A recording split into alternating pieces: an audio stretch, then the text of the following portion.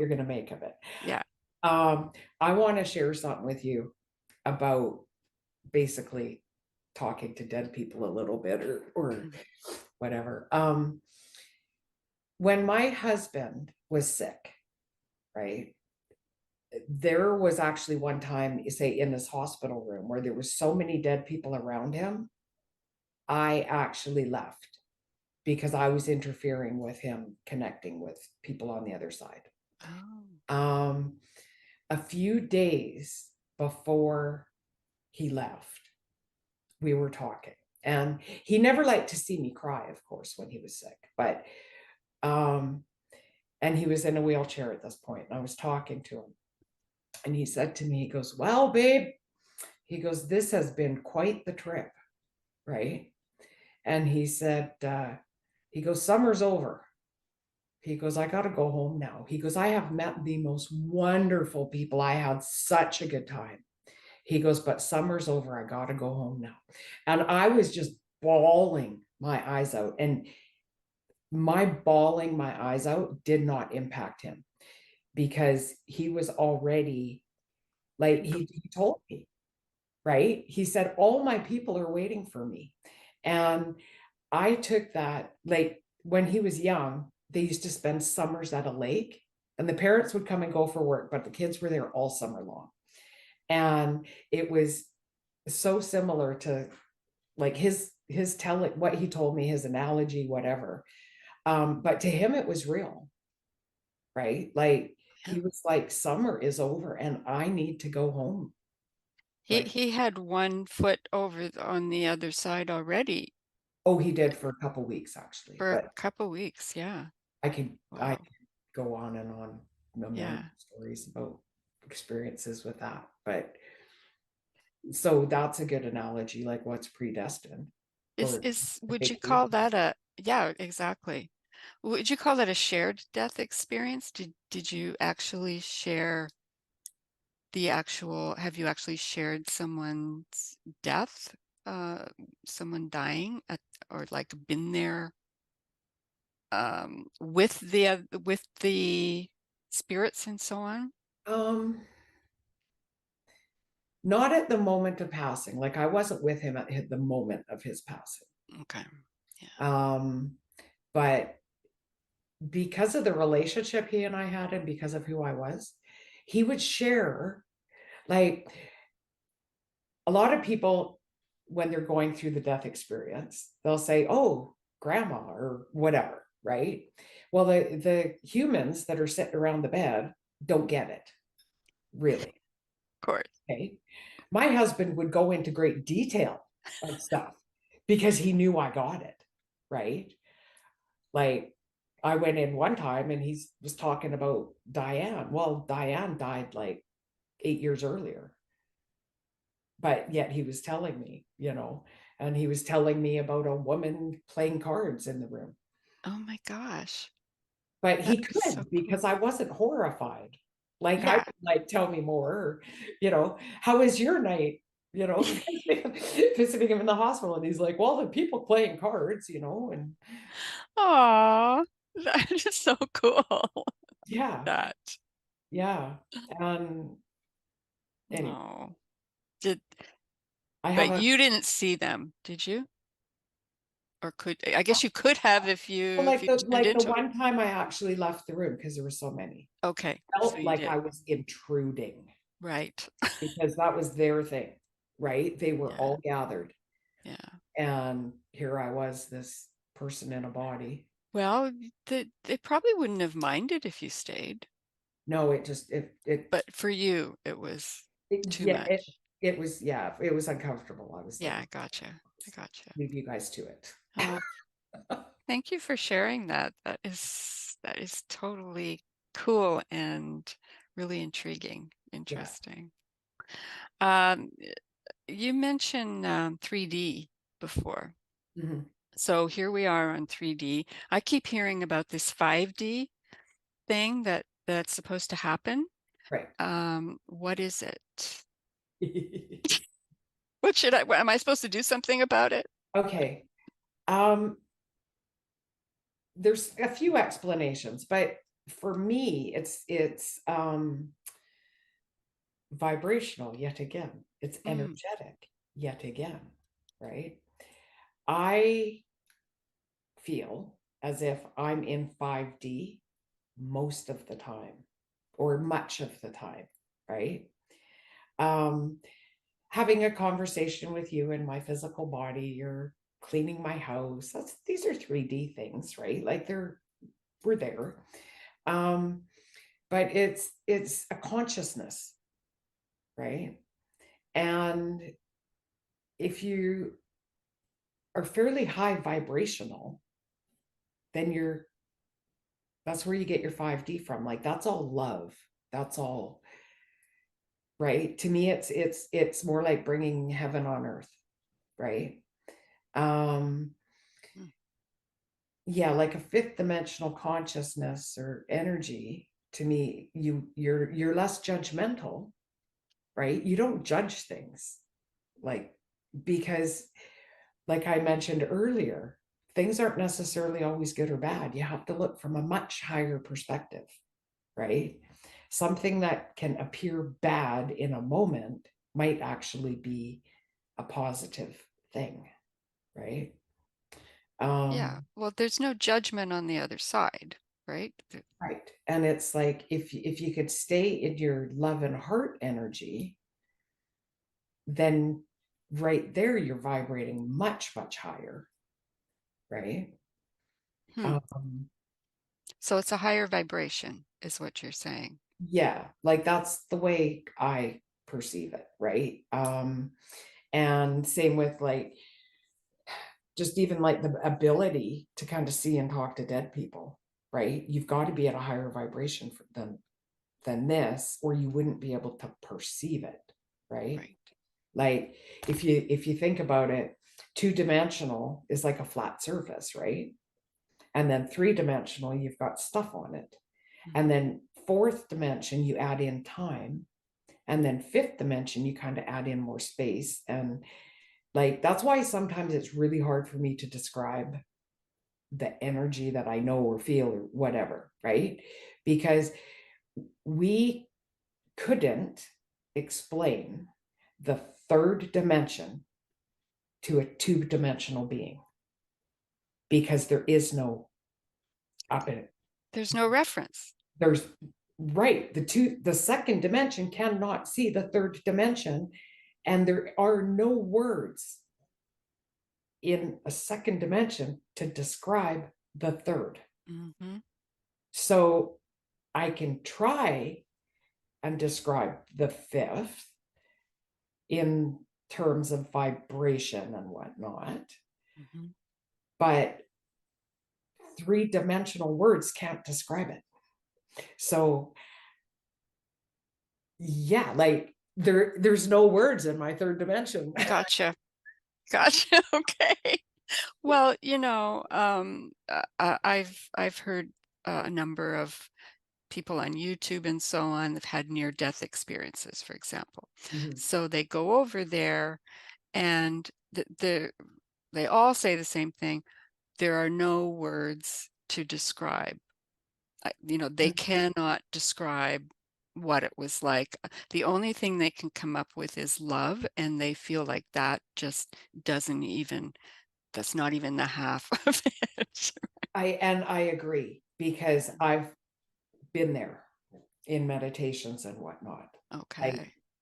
I didn't have to die to have that experience, right? And that all encompassing love is there's no description for it, none, right? Like we don't even have the reference for it here. Um, but I do know collectively the vibration of the planet is raising, and it's the higher dimensions are more available to people now than they ever have been before. But once again, that's free will, that's choice. Do you want to think nice things? Do you want to? Yeah, exactly. like even before when I was talking about you've got to practice, like you need to know where it is your thoughts are going. You need to know what you're vibrating, right? At first, that can seem like a heck of a lot of work at first, Mhm. right? I mean, there's somebody close to me who says, "Ah, you think too much. I don't want to think that much." And it's like, okay, like, is it thinking too much or is it being willing to see what thoughts are already there? Exactly. You can let your thoughts control the Mm. situation, or you can take control. You can take Right. control. And yes, it is a lot of work Yeah, to start getting into mindfulness and paying attention and whatnot. yeah. So the 5D world is becoming more and more available to us, but again, it's do you want to take advantage of it? Yeah. I mean, I think we're just going to raise up collectively anyway. Like people keep Okay. waiting for the event or whatever. There's I going to be know. an event. And it's like, I've been watching it unfold for at least 30 years now. Yeah. And it's like, It's not new. no, no, like people are like, or they'll judge other people like, oh, they got to wake up. And it's like, I could have done that in 1982 to people, but, like, I'm very, very happy that some people have been awake since 2004, 2006, 2012, right? Because Right. I feel these waves when they come in, right? Okay. When there's a big wave, I feel it. Like back The in two, 87, yeah, did the harmonic convergence, right. do you remember that one? Yeah. I think the one I remember the most is in around February of 2006, because every reading I did for months, if not years after that, I'd be talking to somebody and I'd go, "Oh, your life completely changed last February. Your life," and it was like, "Oh, that's why." Like that was the first time it was really in my face Okay. that that these shifts were starting to occur, right? Um, and it's probably because that was the first big kind of collective shift after I quit my government job and started doing readings full time. Mm, So it was extra noticeable to me because, mhm. like I say, all these clients were coming and they all had a shift at the same time. And I was like, wow, Interesting. Well, right? maybe you were guided to quit your job at that time so you could help them, because there were going to be all these extra people Yeah, going through the shift, and they maybe. they were going to need help, right? Yeah, could be. Yeah. Oh, But no, we keep having them, right? mhm, Like, yeah. I don't know. I mean, maybe, It maybe the planet's gonna blow up. Right? Like, whatever. We're here for fun, man. We came here for the experience. There's not one of us that's gonna not die. exactly, We all are gonna. exactly. I mean, it's not like some of us are going somewhere and others of us are going somewhere else. Right. Like we're all going to the same We're place. all going to the same place. Yeah. So yeah, I mean, the point is this has been a gradual thing. It's been going on for forever. yeah. This And it's raising. almost like the waves are just getting bigger, right? Gotcha. Because the more people, the more collective energy there is with it, right? Hmm. Like one horse has 1 horsepower. Two horses have like 50 horsepower. So the more people wake up, the more powerful it gets. Hmm. Okay. That makes total sense. I like that explanation. Tamara, I'm going to ask you for maybe you can ask your peeps or just yourself. What is you have a little final message for the viewers watching? Okay. Just basically try and vibrate as high as you can. Okay. And that doesn't mean that you're perky, happy, positive all the time. Okay. It means that you vibrate the highest that you're able in that moment. Okay. So, couple of examples is the when I spoke about depression earlier, right? That's pretty low vibration. But if you were able to say, you know what, I know this isn't going to last. I'll get over it. Like in your case, I'll go to sleep. I'll do whatever. This will be over in a little bit. That's a high vibration. It's a higher vibration because you've gone into hopefulness or Mhm. optimism. Okay. Much higher than depression. Yeah. Okay. Um, it's all vibrational. We create with our thoughts and our vibration together, right? Um, Sometimes if you're in a bad situation, people will be really sad about it. Well, sometimes if they get mad and I'm not going to take it anymore, mad, that's a higher vibration than the sadness of the victimhood, right? Hmm. And that's why I say you got to vibrate as high as you can in any given moment, right? We're not all going to be all 100% joy and love all the time. But by paying attention, we can actually just move up the vibrational scale a little bit, right? That is such practical advice. I Yeah, love that. because we can move down with our thoughts too. Yeah, I mean, it's all relative. You don't, you're in a state of depression. Nobody expects you to suddenly, just change it to high. Just try, do what you can to get to the next level. A little bit better. Exactly. And then Yeah, you just move up gradually, right? yeah, that's Um, awesome. I love that. yeah. And to stop, it's just popping in. People got to stop lying to themselves. Um, Uh-oh. apparently my peeps want people to hear this too, Okay. right? Is, um, I don't know who needs to hear this. Is somebody though, somebody who's listening, is the fake it till you make it, right? We need to acknowledge where we are. Okay. Um, so like when my husband was very ill, I acknowledged I was sad, for example. I didn't pretend like I was perky, happy, laughing, joking, right?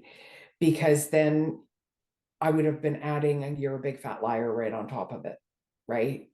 Um, yeah, I'm being almost shown an example of somebody who's extremely, extremely sad inside. And they walk into a space and they're using all of these positive words, but they don't believe them. And it's like, try and replace that with words that you can actually believe. Because when you get that thing inside, I'm not sure how to describe it, but it's incongruency, Exactly. right? Where I don't know, it's like if you think you look hideous and you look in the mirror and you say you're beautiful, everything in your subconscious brain and everything's going to be screaming, no, you're not, you're ugly. Okay. So it would be better to say, look in that mirror and say, you have that one little part of your iris in your eye that's such a nice color, right? And ignore all of that other stuff, right? So that at least you're not lying, right? Yeah, Because there's something that it's incongruent in your energy, and I it's just gotcha. Yeah. unhealthy somehow. Yeah, no, I'm sure there's a lot of that out there. Yeah, like, You know? well, what they're saying is too is that because it will block energy and it can make you physically ill to Hmm. block that energy. Okay. Like unexpressed grief can give you breathing, lung problems, things like that. Um, so you have to acknowledge it. And then, Acknowledge it and call it something that you can believe at the time, and then it'll get better. yeah, and then raise up your vibration as best you can. Yeah, awesome. Thank you, peeps. That was a really great message. Oh, Appreciate it. oh. Tamara, where can people find out more about what the services you offer? Lots of places, medias. Tamarahawk.com is the main one. That's where you can find out more about readings and coaching and things like that. At Tamara Hawk on YouTube. Psychic Tamara Hawk on Facebook. And then I've got like Insta, LinkedIn. You can find me on all those under Tamara Hawk too. Okay. Well, it's not going to be hard to find you. That's for sure. I've been around long enough. Thank you so much for being here. I really appreciated this conversation. It's been awesome. Thank you, Beth. I appreciate it. Oh, there's Doggy.